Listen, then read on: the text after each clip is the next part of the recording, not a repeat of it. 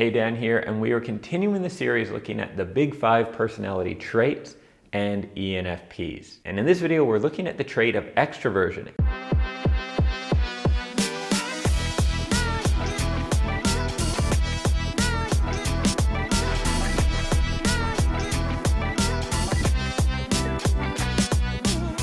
And before you hang up the call, leave this video thinking, extroversion, it is really simple. It is, do you like people or not? Or do you like spending time with people?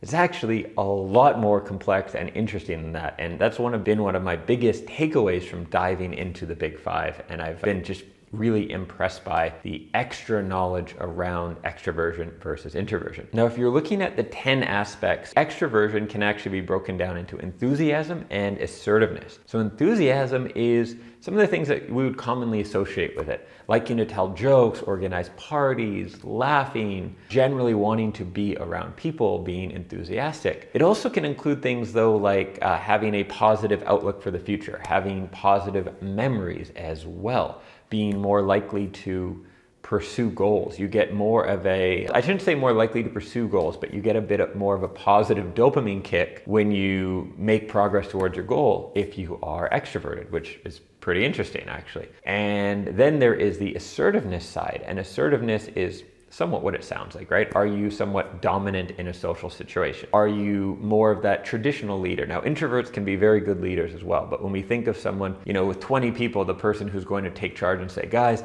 here's what we're going to do, here's the plan, etc., that is the assertiveness aspect of extroversion. So what is nice about the big 5, the test I've taken at least, is that it gives you your percentiles. And that makes a really big difference for figuring things out, because with ENFPs, I published a video fairly recently about ENFPs who sometimes score as INFPs and are like, which one am I? Am I changing? What's happening? And there's a spectrum of all of this, right?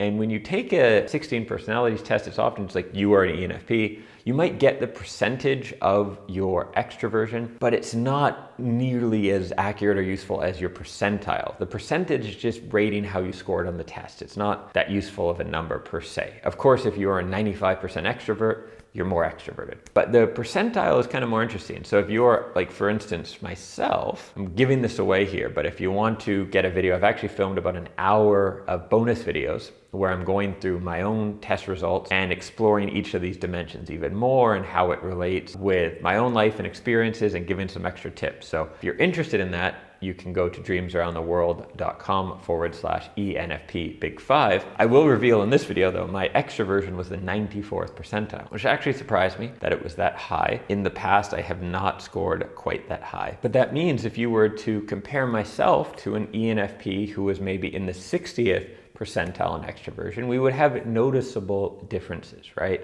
In terms of how we behave, how maybe loud we are, how many jokes we need to tell. And that's worth knowing. Someone who is moderately extroverted is going to have differences than someone who is extremely extroverted, right? So there's some nuance to this as well. And of course, as an ENFP, it goes without saying that you are extroverted. You're going to score moderate to high to extremely high on the extroversion scale. But what is my advice for ENFPs who are extroverted, which is all ENFPs, right? Well, rule number 1, don't use so many words and be an idiot, Dan, if you are extroverted. Number 2 is be aware that that's what you need, right? So don't take a job working remotely as a computer programmer. With my own company, I have not hired people because they're too extroverted. And right now, we don't have that many meetings, that much day-to-day contact, and the whole company works remotely. So if someone's really extroverted, they're going to be wasting their talent. They might be able to power through and get the job done, but that's not our gift as ENFPs, as people who are extroverted. So find work that will allow you to use some of that extroverted energy. And if you don't, like, let's say, for instance, I was a freelance copywriter for a few years. It's what allowed me to move to Costa Rica, move to New York, move over to Europe. It was a really good career in terms of freedom, skill development, and I actually loved writing. And something really cool, like you wake up, you go to a cafe, you write for a few hours. It was really enjoyable, but I needed more of the human contact than that gave me. And So if you do want to make the sacrifice and do more of an introverted, isolated job, then make sure that you build in lots of people time around you, that you can see friends every day after you work or something like that. And just continuing on that, if you can tie your extroversion, which is going to be a significant strength of yours, into your income, make sure you do that, right? That's going to be a strength you have. Don't waste it. So that's extroversion, a lot more complex and interesting than all of us thought. Who knew, right? If this is the first video of mine you have seen, be sure to subscribe to the channel so that you catch the rest of this series. I also publish new videos each and every week for ENFPs, helping you become the best version of yourself, all while creating an awesome life for you and those you love. So do hit the subscribe button, the bell if you want to be notified for new videos, and I will see you in the next one. At this point, you're probably starting to see the real value of understanding these big 5 traits as they relate to being an ENFP. And the good news is I've just put something together for you on this as well. I'll give you the link to a site in a second where you can sign up not only to be notified when each new video of the series comes out, but when it's concluded, I'll send you a written summary of the entire series, something you can either print out or read in digital form. So it will cover the main highlights of each of the videos in the series, as well as an extra video that I'm only sharing with subscribers where I reveal my Big 5 personality test results, as well as some more insights into the ENFP personality type that I figured out while I was filming the series and just did not have time to put in here.